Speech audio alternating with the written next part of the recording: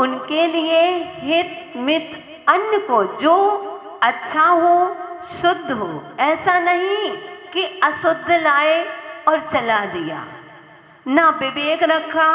अगर साधु को अन्न आहार आदि देते हैं तो कहते हैं चावल, कहते हैं गेहूं, अनाज आदि को, गेहूं आदि को धो करके पहले उसको धो, फिर उसको सुखाओ, फिर उसको छान भी, मतलब जो भी हो अच्छा साफ आदि करके, फिर बाद में जब गेहूं का आटा आदि बनाते हो, वह ऐसा नहीं बाजार से गेहूं लाए, थोड़ा सा ऐसा पानी लगा दिया और बस पीस दिया, नहीं। विवेक ध्यान रखना। कहती हैं अन्य क्षेत्रम कृतम पापम धर्म क्षेत्रम विनश्यति, और धर्म क्षेत्रम कृतम पापम वज्रलेपो भविष्यति, कि अन्य क्षेत्र में किया हुआ पाप तो कट जाएगा धर्म क्षेत्र में, लेकिन धर्म के क्षेत्र में धर्म की आड़ लेकर के अगर हम पाप करेंगे तो इसका फल कौन भोगेगा? स्वयं को भोगना पड़ेगा। दूसरा, इसलिए कभी भी हो शुद्धि, क्यों साधु आपसे शुद्धि बुलवाते हैं?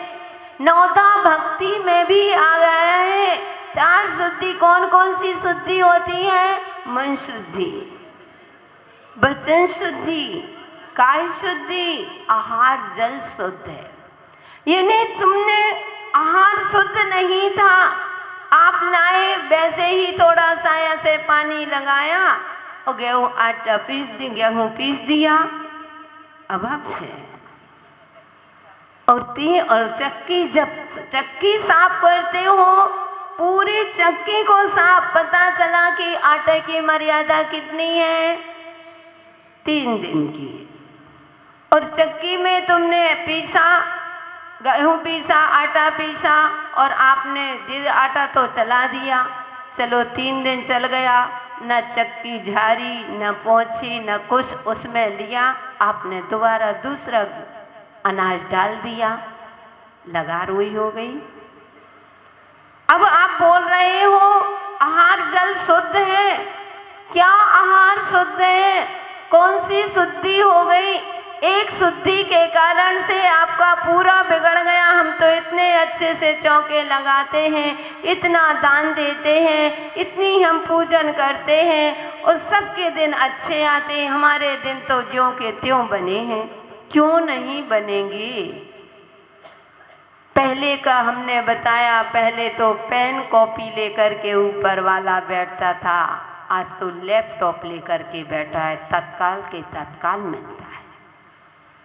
क्या बात है? इसलिए कभी भी हो, कहते हैं कि अब चौके में कुछ फल आदि लाए, ना आपने धोया और तुरंत है तो आपने बना दिया, नहीं, पहले गर्म पानी से धो, उसको प्राशुक करो और फिर बाद में साधु को आहार चलाओ। आहार कराना सबसे बड़ी साधना है, ध्यान रखना। चौके बनाना, रसोई तो कोई भी बना लेगा, और बनाते हो, वो बनाते आए हो, बनाते रहोगे जब तक जीवन है। रसोई तो बनाए, लेकिन चौका हर कोई नहीं लगा सकता है। जिनके अंदर विशुद्धि होती है, जिनके अंदर ज्ञान होता है, जिनके अंदर विवेक होता है, जिसको अपने जीवन का अच्छा सोचता है, वही चौका लगा सकता है। जो पाप से भयभीरू होता है वह चौका लगा सकता है, जिसको पाप से भयभीरू नहीं है वह चौका नहीं लगा सकता। क्यों? उसको विवेक ही नहीं। तो बिना धुले आपने दे दिया, किसमें शादी लाए, ना धो, आपने लिया, ऐसे थोड़ा सा हाथ गीला किया और पोंछ लिया, नहीं, पूरा धो। कैसे अशुद्ध? यहाँ की पैकेट में पूरा साफ दिख रहा है, तुम बाजार से लाए हो पैकेट से, वहाँ पैकेट, लेकिन कैसे बनती है, कहाँ बनती है, कैसे, किस किस जाति, कौन कौन से लेबर होते हैं, कहते हैं कि जूता चप्पल पहने सब भरते रहते हैं, सब हाथ पैर लगते हैं, और तुमने धिक्कार है। साधु की 23 घंटे की साधना और आपने 1 घंटे के आहार के लिए और तुमने बर्बाद कर दी। बंधुओं, पूरा असर साधु पर पड़ता है। कभी कभी आहार करके आते हैं, इतनी विशुद्धि बढ़ती है कि 1 घंटे सवा घंटे की समय करते हैं, पता चला 1.25 घंटे निकल जाते हैं, पता ही नहीं चला, आंख भी नहीं खुली। इतना सुंदर चिंतन बनता है, इतनी विशुद्धि, तो लगता है आज आहार शुद्ध आहार हुआ है। आज आहार करने में आहार किया है, आज समय करने में आनंद आ गया, इतना पूरा दिन प्रसन्न रहता है, आनंदित रहते हैं। आज क्रियाओं में बहुत अच्छा मन लग रहा है। इससे पता चल गया कि ये इन श्रावकों ने आज आहार बहुत शुद्धि से बनाया है, आहार अच्छा दिया। और कभी कभी आहार करके आए नहीं, समझ गए ना, इतने झोंका में झोंका आ रही है, नींद आ रही है, अब 50 मिनट की तो करना ही पड़ेगी समय। अब 50 मिनट में 5 बार तो घड़ी देख लेंगे कि घड़ी दिख रही है कि कैसे समय पूरी हो। आज प्रमाद आ रहा है, आज मन की बिल्कुल विशुद्धि नहीं बढ़ रही है। पता कर लेते हैं साधु, आज क्या कारण है, किस कारण से आज क्रियाओं में मन नहीं लगा, किस कारण से हम मतलब हमारी सामायिक में विशुद्धि क्यों नहीं बढ़ी, क्यों हमारा अच्छा नहीं लग रहा है। पता चलता है आज भोजन अशुद्ध भोजन चला है, कहीं ना कहीं आहारों में अशुद्धि हुई है। आज भोजन में मतलब चौके में विशुद्धि नहीं रही, बनाने वाले के अंदर भी विशुद्धि नहीं थी। कलह में बनाई होगा, मन खराब रहा होगा, अब तो लगाना है, चौका ड्यूटी है तो लगाना ही पड़ेगा। यहाँ की मत सोचना, हम गुवाहाटी की बात नहीं कर रहे हैं। वो हम जिस थाली में खाते उसमें तो छेद वैसे भी नहीं करते, वो वैसे भी नहीं करते, लेकिन बताते हैं बंधु, बात हमारी नहीं है, इस श्रावकों की। हम आपको सिखा रहे हैं, बताना पड़ेगा, क्योंकि नहीं बताएंगे आप नहीं जाने। बड़े बड़े लच्छेदार प्रवचन सब कर देते हैं, बड़े बड़े खूब अच्छे उदाहरण देकर के समझा दिया, लेकिन बंधु इन छोटी छोटी बातें समझ में नहीं आती। इसलिए तो आपको यहाँ रेण सार ग्रंथ में आचार्य महाराज कह रहे हैं कैसा आहार, शुद्ध आहार देना चाहिए और शुद्ध पेय पदार्थ। अब दूध आदि की व्यवस्था नहीं होती, मत करो भैया, लेकिन शुद्ध दूध देना। डेयरी से स्वयं अपने सामने जाओ, अपने हाथ से लगाओ, अपने हाथ से नहीं लगवा पाते हो अपने सामने लगवाओ। ऐसा नहीं कि नौकरों के द्वारा कह दिया जाओ दूध लेकर के आओ, अब वह दूध लेकर गया, उसने बर्तन दे दिया, भले ही उसने लगा दिया, जूता चप्पल पहने हैं और आ गए, वह केटली लेकर के आ गया और रख दिया, चौके वाले ने लिया, छान करके वो चला दिया। ओह, पानी भी लेते हैं तो क्या शुद्ध पानी लेते हैं, शोले का पानी लेते हैं। इन पैंट शर्ट पहने तुम्हारे अथवा जे तुम घर के वस्त्र पहने से तुम पानी नहीं भर सकते हो, तो क्या दूध ला सकते हो क्या? आखिर पेय पदार्थ तो है, क्या तुमने शुद्धि रखी? कहते हैं हमें साधु चाहिए चतुर्थ काल के। पहले के साधु जंगलों में रहते थे, ऐसी तपस्या करते थे, इतना कठोर तपस्या करते थे। बंधु श्रावक तो साधु तो चाहते हो चतुर्थ काल के और श्रावक बने हो छठे काल के, तो ऐसा कभी हो सकता है क्या? साधु छठे काल के चतुर्थ काल के चाहते हो और स्वयं को छठे काल के बनाए हो।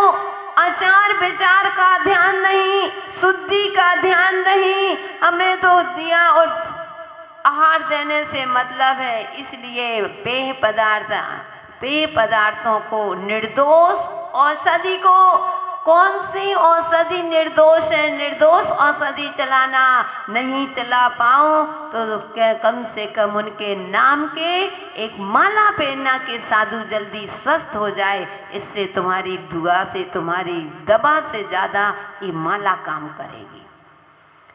ये माला आज कहते हैं साधु की साधना। आप क्यों कह रहे हो, बार बार अनुमोदना करते हो कि हम तब साधना की अनुमोदना करते हैं? कहते हो ना, बार बार कहते हो। जो भी दर्शन करने आता, माता जी आप लोगों की साधना की हम अनुमोदना करते हैं। बंधु, इससे भी कैसे शक्ति आती है? लोग कहते हैं माता जी कैसे कर लेते हो इतने उपास? मैंने कहा गुरु का आशीर्वाद और आप लोगों की सद्भावना से हमारा संयम आगे बढ़ जाता है, हम लोग आगे बढ़ जाते हैं, आप लोगों की सद्भावना रहती है। इसलिए औषधि को भी अपने हाथ से कहते हैं और लाओ, बाजार में से क्या कहते जड़ी बूटी आदि होती है, अपने हाथ से पहले उसको साफ करो, कूटो, पीसो, छानो, फिर उसको पुड़िया बना के फिर जा कर के वो भी कैसे, समझ गई ना, दवा कैसे देना पड़ता है, दबा करके पता ना चलना चाहिए।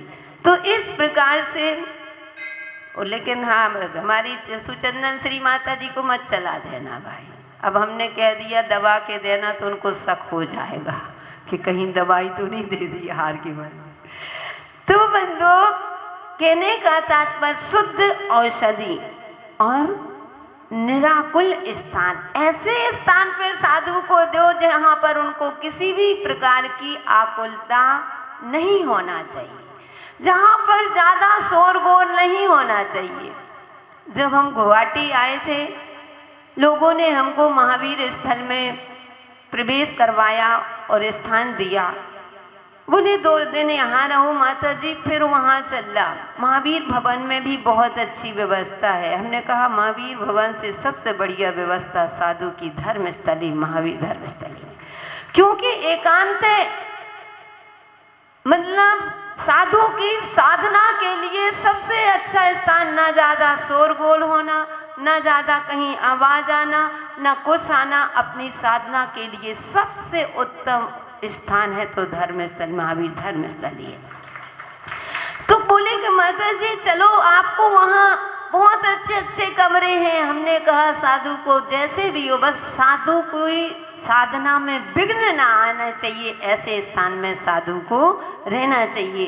तो कहते हैं निराकुल स्थान, कोई भी वहाँ पर आकुलता नहीं होना चाहिए।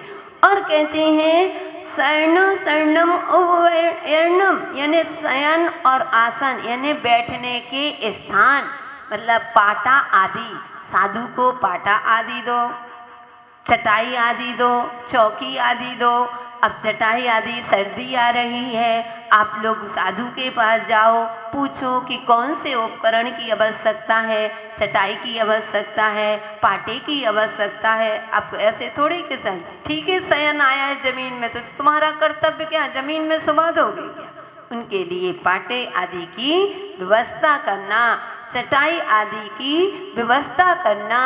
उनके उपकरण कौन कौन से हैं? पिच्छी कमंडल, पिच्छी आदि भेंट करना, पिच्छी आदि पंख आदि उनको मंगा करके देना।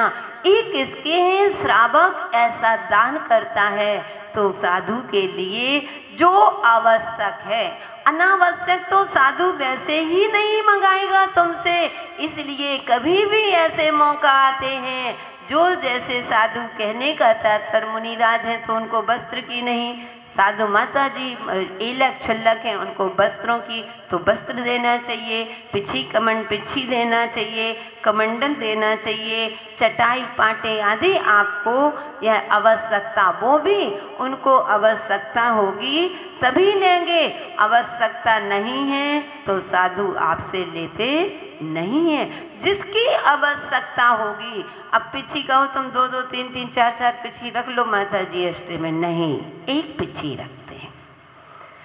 पंख आदि रख देते हैं। कभी ऐसा होता है कहीं क्षेत्र में, कहीं जंगल आदि विहार आदि करते हैं, सोए पता चला हवा में उड़ जाती है, अथवा कोई पक्षी, कोई ऐसे जानवर आदि ले जाए तो तुरंत के तुरंत, क्योंकि बिना पिछी के नहीं, तो एक्स्ट्रा किसी की समाधि आदि होती है तो एक्स्ट्रा पंख रखे रहते हैं, हाथों हाथ तुरंत पिछी बनाई, उसको दीक्षा आदि का मौका आता है तो तुरंत। बाकी साधु एक पिछी एक कमंडल, 2 साड़ी शास्त्र, बस इसके अलावा साधु को क्या चाहिए।